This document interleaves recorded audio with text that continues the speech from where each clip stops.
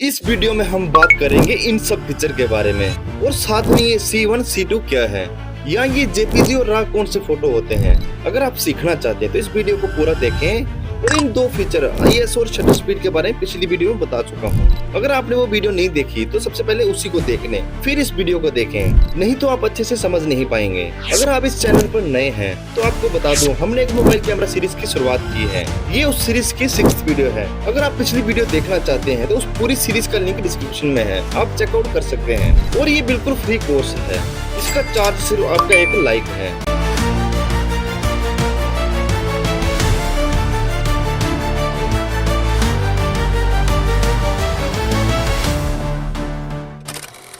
अब जान लेते हैं इस फीचर के बारे में।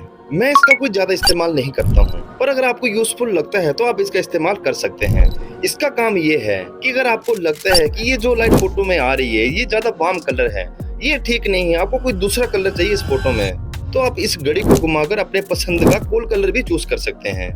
आप यहाँ दोनों साइड में ये नंबर देख रहे होंगे और ये बीच में ऑटो लिखा है, इसमें कंफ्यूज नहीं होना है। ये ऑटो के इस साइड और ये वाली साइड दोनों जगह सेम नंबर है, इसमें सिर्फ फर्स्ट लास्ट का चेंज किया है और कुछ नहीं। फॉर एग्जाम्पल जैसे ये वाला नंबर है, ये आपको इधर भी मिल जाएगा पर मिलेगा सबसे लास्ट में, और वैसे इस साइड का ये वाला नंबर है, ये भी आपको इस साइड का लास्ट में मिल जाएगा। आप अपने हिसाब से कलर चूज करके इस घड़ी को सेट कर सकते हैं। मैं इसको ऑटो पे ही रखता हूँ। इस फीचर का काम है कि आप जो फोटो खींच रहे हैं उसमें लाइट कैसी रखना चाहते हैं। जैसे आपको लग रहा है कि इस फोटो में मुझे इतनी लाइट चाहिए थी पर वो नहीं आ रही है, यहाँ फोटो थोड़ा डार्क आ रहा है, तो आप इस घड़ी को +1 की तरफ घुमाओगे तो आपकी लाइट बढ़ जाएगी। और अगर आपके फोटो में लाइट ज्यादा आ रही है और आप चाहते हैं उसको कम करना, तो आप इस घड़ी को -1 की तरफ ले जा सकते हैं, आपकी लाइट कम हो जाएगी। अगर आप यहाँ से नहीं करना चाहते तो आप स्क्रीन पर कहीं भी टच कर दो, आपको एक्सपोजर पॉइंट मिलेगा, उसके साथ में आपको एक लाइन दिखेगी, इसको आप ऊपर नीचे करके लाइट कम ज्यादा कर सकते हैं। पर एक बात याद रखना, अगर आपने शटर स्पीड पहले सेट कर ली है तो ये फीचर काम नहीं करेगा।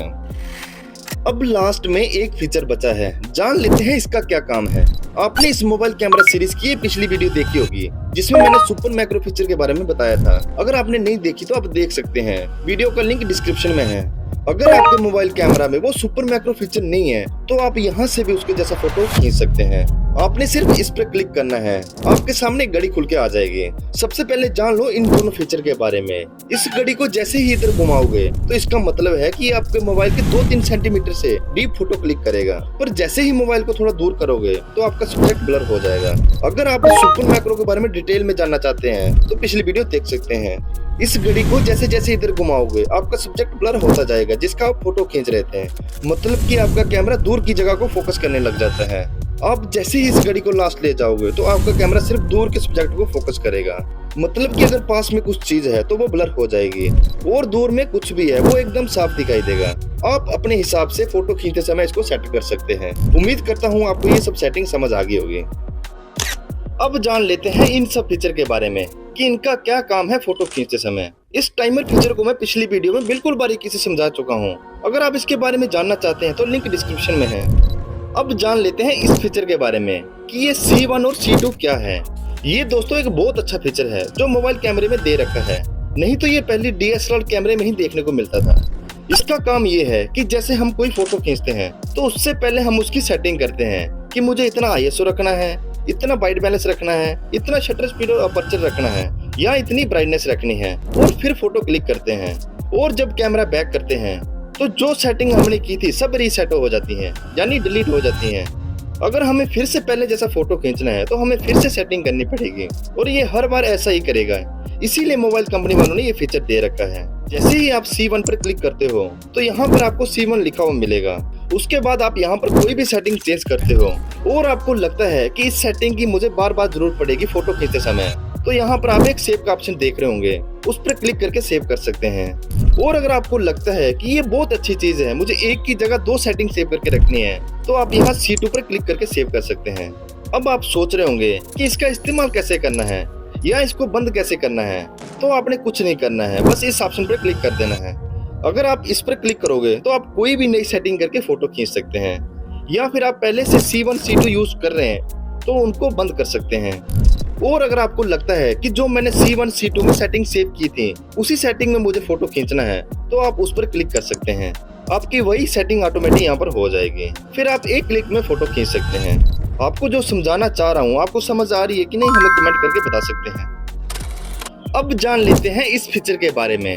इस पर क्लिक कर लेते हैं। यहाँ पर पहले इन दो फीचर जेपीजी और रॉ को समझ लेते हैं कि इन दोनों में क्या फर्क है। जेपीजी का मतलब है कि जो आप अपने मोबाइल कैमरे से फोटो खींच रहे हैं, ये उस फोटो को साफ करके बढ़िया पाउडर क्रीम लगा के आपको दे देगा। मतलब कि उस फोटो में बढ़िया ब्राइटनेस और फिल्टर लगा के आपको देगा और उसका साइज यानी एमबी भी कम कर देगा।